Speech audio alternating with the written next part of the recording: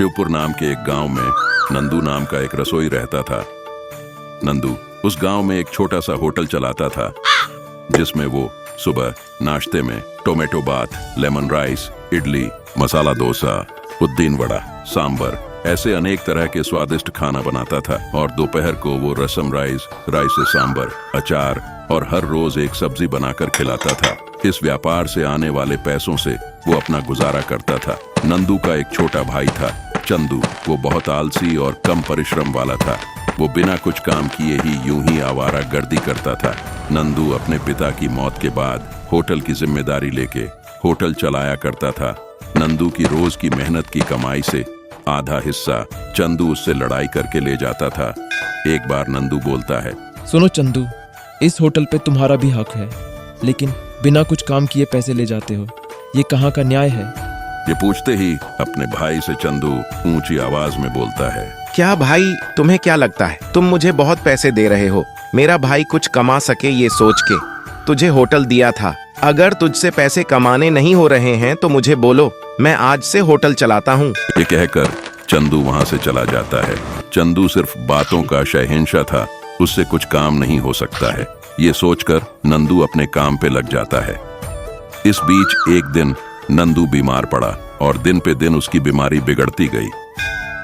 इस कारण से उसका होटल का काम भी रुक गया और उसको अपनी बीमारी का इलाज करने के लिए भी उसके पास पैसे नहीं थे।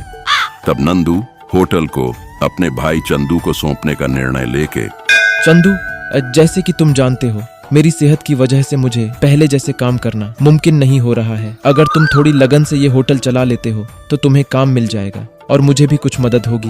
ये कहता है। उसे सुनकर चंदू गुस्से में, अरे अगर तुमसे होटल चलाना नहीं हो रहा है तो उसे बेचकर उसके पैसे में मेरा हिस्सा मुझे दे दो। ये बेफिजूल की बातें मत करो। ये कहकर वो वहां से चला जाता है। नंदू को और कोई चारा नहीं बचता और वो अपने होटल को उस गांव के श्याम, घनश्याम नाम के भाइयों को बेच देता है और उस पैसे के आधे हिस्से को चंदू को देकर बाकी आधा हिस्सा अपनी देखभाल के लिए रख लेता है। नंदू उसे जितना काम हो सकता था वो करता गया, लेकिन चंदू अपने हिस्से के पैसे को जुआ, शराब इत्यादि में खर्चा करके सारे पैसे गवा के कर्जे में पड़ गया और उस गांव में मुंह छुपा के फिरने लगा। एक दिन वो उधार देने वाले के हाथ में पड़ गया। तब अब मिला है तू, अगर तुम हमारे पैसे 1 महीने में नहीं लौटाया तो तेरा जेल जाना पक्का है। ये कहकर वहां से चला जाता है। दाने दाने के लिए तरसता चंदू अब अपने दोस्त के पास जाकर, दोस्त, खाने के लिए मेरे पास पैसे नहीं है। अगर तुम्हारे पास कुछ पैसे हैं तो मेरी मदद कर दो। देख चंदू, अब तू कर्जदार हो गया है। तू सब कुछ गवा के रास्ते में है। किसके भरोसे में मैं तुझे पैसे दूं? लेकिन तेरे भाई को देख, बुरी हालत में भी उसने पैसे जमा करके एक छोटा सा होटल फिर से शुरू किया है। और जिसको अपना होटल बेचा था, श्याम घनश्याम, दोनों भाइयों ने मिलकर आज छोटे से होटल को एक शानदार बड़ा होटल बना दिया है। अगर तुम भी अपने भाई के साथ हाथ बटाए होते तो आज तुम यहाँ नहीं होते। ये कहकर उसकी गलतियों का एहसास करवाया। अपनी गलती का एहसास होने पर चंदू अपने भाई के पास जाकर, भैया मुझसे गलती हो गई है, मैं तेरी सहायता करूंगा, तू जो बोलेगा वो काम करूंगा। चंदू की ये बात सुनकर नंदू खुश होकर बोलता है, भाई, तुझे तेरी गलती का एहसास हुआ है, वही अच्छी बात है। तू मेरे साथ आ गया है, अब हम दोनों मिलकर के खूब कमाएंगे। उस दिन से वो दोनों साथ मिलकर मन लगाकर होटल चलाने लगे और छोटे से होटल को अपनी मेहनत से बड़ा होटल बनाया और अच्छा नाम कमाया। इन पैसों से वो अपने लिए एक घर, एक गाड़ी लेकर खुशी से जीवन बिताने लगे। चंदू अपना सारा कर्जा चुकाकर एक नेक व्यक्ति बन गया था। इससे हमें ये सीख मिलती है कि आलसी होना बुरी बात है और एकता में ही बल है। यादगिर नाम के एक गांव में नारायण नाम का एक व्यक्ति रहता था। उसकी बीवी का नाम रुक्कू था।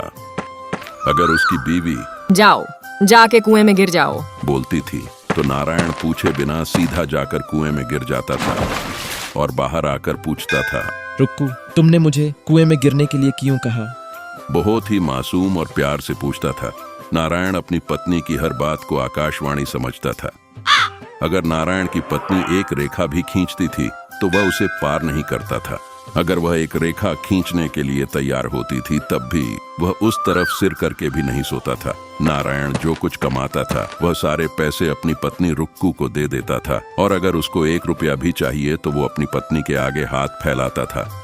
आज तक नारायण की जो भी अच्छी कमाई और विकास हुआ था, उसका मुख्य कारण उसके पिता नरसप्पा थे। नरसप्पा ने बहुत ही कठिनाई से अपने बेटे को पाला, पढ़ाया और बड़ा किया था। आज नरसप्पा की हालत बहुत खराब थी और उसे एक वक्त की रोटी के लिए भी रुक्कू के सामने हाथ फैलाना पड़ रहा था। पहले से ही रुक्कू बहुत खराब तरीके से नरसप्पा की देखभाल करती थी। धीरे धीरे रुक्कू ने बाप और बेटे को अलग अलग कर दिया और यहाँ तक कि उनको अपने बेटे सूरज से भी नहीं मिलने देती थी। रुक्कू नरसप्पा को पागल पागल बोलकर पुकारती थी। इसे देख देखकर सूरज भी अपने दादाजी का पागल पागल बोलकर मजाक उड़ाने लगा।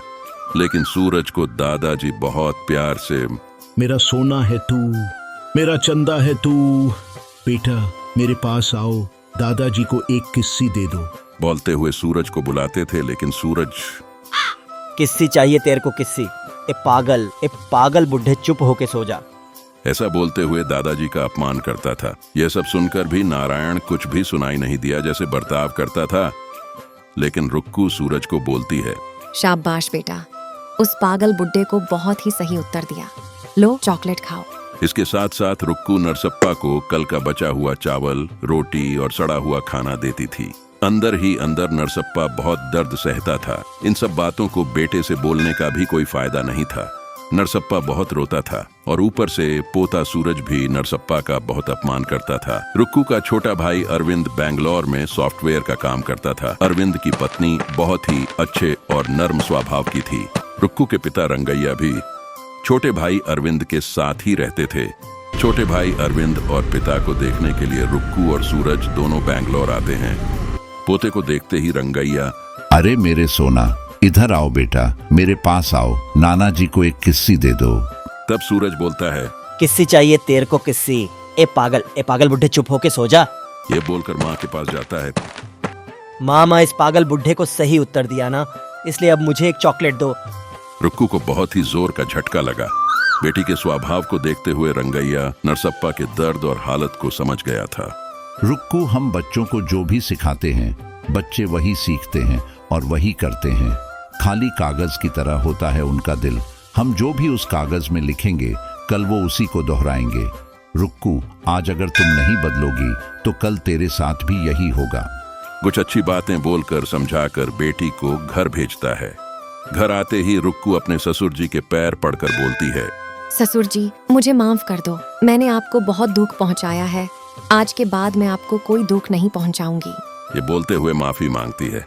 ये सब देखकर सूरज, दादाजी सॉरी दादाजी। सॉरी बोलता है। यह देखकर रुक्कू को उसके पिता की बात, बच्चों का दिल खाली कागज की तरह होता है, ये समझ में आई। ये सब देखकर नारायण भी अपने पिता के पैर छूकर माफी मांगता है। नरसप्पा ने जो भी हुआ उसे भुलाकर उनको माफ कर दिया और खुशी से रहने लगा। हमें बड़ों का आदर करना चाहिए और बच्चों को प्यार करना चाहिए। जो बच्चा है वो एक दिन बड़ा भी होगा और जो बड़ा है एक दिन बूढ़ा भी होगा। इसलिए हमें बड़ों का आदर करना और प्यार से उनकी देखभाल करनी चाहिए।